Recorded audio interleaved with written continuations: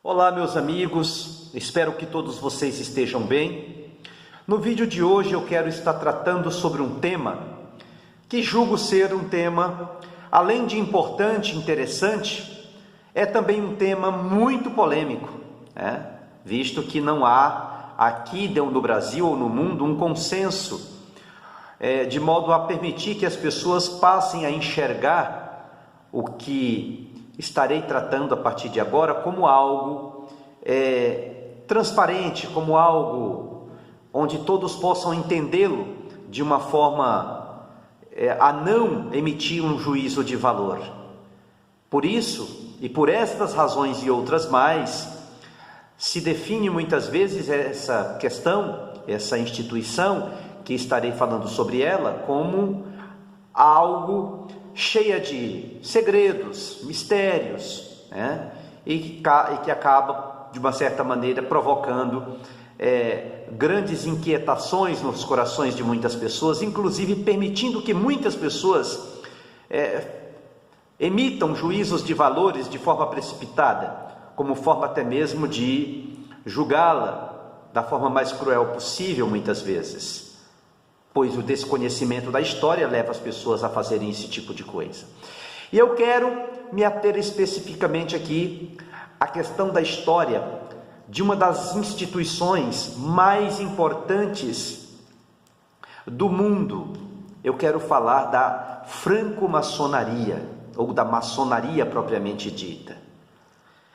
É preciso que entendamos que a maçonaria ela pode ser entendida como uma instituição de cunho filosófico, porque ela é questionadora, porque ela não se dobra perante dogmas, porque ela não se sujeita a inverdades, a inferências, ela não se sujeita a coisas que não têm nenhum cabimento. Ela é puramente racional, ela trabalha no sentido de ir em busca da verdade. Ela é também uma instituição filantrópica porque ela sempre teve por objetivo, como objetivo maior, focar nessa questão do social, pensando no outro, ajudando as pessoas em diferentes aspectos, sem que necessariamente se autopromova. Esta é a realidade, e é a razão pela qual a maçonaria ela se destaca. Mesmo passando por todo esse processo de julgamentos ferrenhos que se levantam de um lado ou de outro, ela consegue estabelecer um trabalho filantrópico, um trabalho altruísta, de modo a abraçar a todos indistintamente, principalmente aqueles que fazem parte do seu meio, como forma de ajudá-los, como forma de fazer superá-los, ou como forma de fazer superar os problemas por eles vivenciados. Ela também é uma instituição educativa, pois ela utiliza esse método de ensino por meio de alegorias, por meio de simbolismos. E não quero já deixar bem claro aqui para vocês que ela não é, em hipótese alguma, uma religião, e os seus membros podem ter as suas religiões. Quanto a isso, não há nenhum problema. É natural dizer que a maçonaria, ela não é uma religião, mas ela permite que pessoas que professam os mais diferentes credos se alberguem dentro das suas oficinas, dentro das suas lojas, estejam ali praticando os seus rituais nobres, sem que isto necessariamente interfira nesse trabalho. Pelo contrário, ela trabalha tão bem essa questão que ela consegue manter dentro do seu seio, junto ali com todos os operários, os maçons, ela consegue manter dois elementos importantes que facilitam a permanência entre essas pessoas, que é justamente a tolerância e também a concórdia. Não é à toa que a maçonaria ela sempre primou, desde lá do iluminismo, pelos lemas que a Revolução Francesa propalou durante todo o tempo em que esteve ali a revolucionarem, que é justamente o lema da igualdade, da liberdade e da fraternidade. São três lemas que a maçonaria ela não abre mão. Pelo contrário, além dela não abrir mão, ela procura aplicá-la no seu dia a dia e dentro do processo de convivência com os homens. Isso é bastante bacana. Por não ser uma religião, ela utiliza um termo genérico para designar o sagrado, embora não tenha uma religião, mas não descrê. Pelo contrário, ela acredita piamente na existência de uma inteligência superior, na existência de um ser divino, a qual eles chamam de grande arquiteto do universo, mas não significa que seja um Deus para eles. A única coisa que devemos considerar aqui é que eles respeitam a todos, inclusive as crenças de cada um, permitindo e ensinando a cada um a não interferir na crença de ninguém, mas a ensinar o que se sabe ao outro, e ao outro que foi ensinado, ensinar aquele que ensinou, e assim manter um ensino e um processo de ensino e de aprendizagem, de modo a fazer com que cresçamos juntos em meio às diferenças, de uma forma extremamente pedagógica, fraterna e muito exitosa.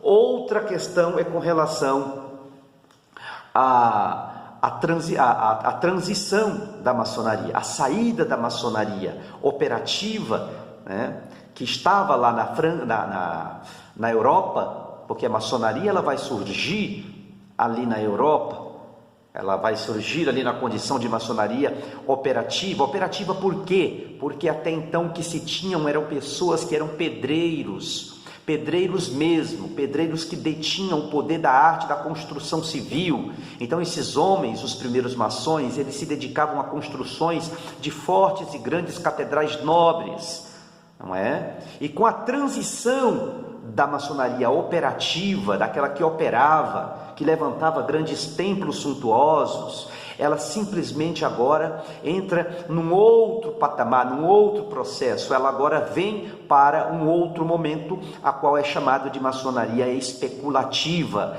É agora que a gente vai ver, por exemplo, essa maçonaria especulativa surgindo na Inglaterra em 1717, separando-se da maçonaria operativa, separando-se dos construtores. E essa nova vertente passou-se a utilizar os símbolos da construção civil para o aprimoramento moral, espiritual, ético dos seus membros. Então é muito comum você chegar em algumas lojas maçônicas, se é que se pode entrar lá dentro, e ver, por exemplo, um cinzel, se vê, por exemplo, um objeto, uma colher de pedreiro, que seja, um objeto que seja utilizado no campo da construção, mas tudo isso sendo tomado como forma alegórica, como forma simbólica, não mais para se construir templos faraônicos, mas para construir-se a si mesmo, mas para construir você mesmo, construir o seu interior, despetrificar determinados conceitos e preconceitos que atrapalham a convivência humana, desconstruir ideias que na realidade não somam e não agregam em nenhum aspecto. Então a maçonaria ela entra por esse caminho e ela faz esse trabalho excepcional, no sentido de fazer com que o homem ele comece a se autolapidar, a se auto-aprimorar a partir dos ensinamentos por ela propalados, e este homem chega a uma conclusão de uma pedra, saindo de uma situação em que ele se encontra de uma pedra bruta para uma pedra polida. Esse homem está em constante autopolimento, está sempre ali cavando masmorras aos vícios, como dizem eles, retirando de si aquilo que não agrega e colocando em si, ou fazendo em si, com que haja ali o afloramento das virtudes, para que este homem seja de fato visto como um verdadeiro construtor de si mesmo e que seja uma influência onde quer que passares. Então, houve esse momento de transição, e nesse momento de transição, a maçonaria ela vai trabalhar nesse sentido.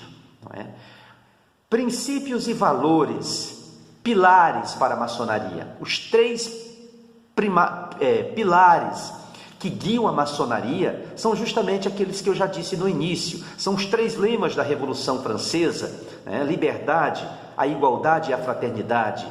preciso entender que a maçonaria, juntamente com o iluminismo, estiveram muito presentes, combatendo a tirania, combatendo o autoritarismo, combatendo o clericalismo, combatendo qualquer tipo de pensamento dogmático, combatendo qualquer tipo de pensamento insano que depreciasse a razão, que depreciasse a inteligência humana. E a maçonaria esteve ali presente com todos os filósofos e pensadores que revolucionaram o mundo a partir de uma nova visão de mundo, de novas concepções. A maçonaria esteve presente ali durante aquele período do iluminismo.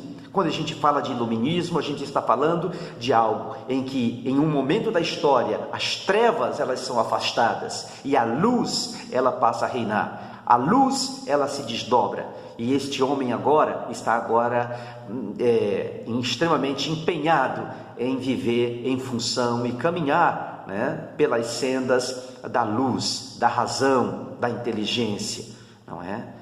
Pois bem, uma outra coisa é com relação à missão da maçonaria. A maçonaria, enquanto missioneira durante toda a sua história, essa filha da viúva, ela sempre teve como objetivo permitir que a fraternidade tivesse como objetivo o aperfeiçoamento moral de seus membros e, sobretudo, a busca por uma sociedade mais justa, mais fraterna, mais humana, mais igualitária e, sobretudo, solidária. Não é à toa que a maçonaria se dedica de uma maneira intensa àquilo que nós já falamos sobre, que é sobre o altruísmo e sobre as práticas filantrópicas ou práticas caritativas em diferentes setores da sociedade. Está lá a maçonaria ajudando, a maçonaria contribuindo em diferentes aspectos. O aprimoramento pessoal também é uma característica deste movimento,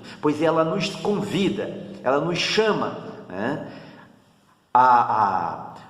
a esse modelo pedagógico de ensino, de autolapidação da pedra bruta que somos nós mesmos, que representamos muitas vezes as imperfeições que estão em cada um de nós e que precisam serem removidas, que essas arestas tenham que ser reparadas, e que cada indivíduo possa tornar-se um cidadão e um ser humano melhor a cada dia, pois é assim que a maçonaria pensa e é assim que ela age. Com relação à filantropia, que eu também citei agora há pouco, a prática da filantropia é justamente um meio muito importante para o desenvolvimento moral. Então, agir pensando no outro. Eu diria que a maçonaria ela trabalha com 3 pilares extraordinários. Primeiro é a fé, segundo, esperança, e terceiro é a caridade. É a caridade a que tanto os homens ensinaram desde Cristo, desde o próprio Siddhartha Gautama, o Buda, desde Confúcio e até mesmo Kardec, que coloca, por exemplo, em seus ensinamentos de cunho espírita, que sem a caridade não há salvação. Lógico que isso é uma questão polêmica, mas a maçonaria também acredita dessa forma. Portanto, a maçonaria deve ser encarada como uma instituição que muito contribuiu para diferentes questões que envolvem, inclusive, a formação histórica e social de muitos países. Esteve presente, por exemplo, lá na independência dos Estados Unidos, esteve presente na independência do Brasil, esteve presente na abolição da escravatura no Brasil. E como eu não posso aqui me alongar mais, porque o tempo já está expirando, eu quero apenas findar dizendo que é preciso que nós tenhamos uma visão diferente com relação a essa instituição, pois ela, historicamente,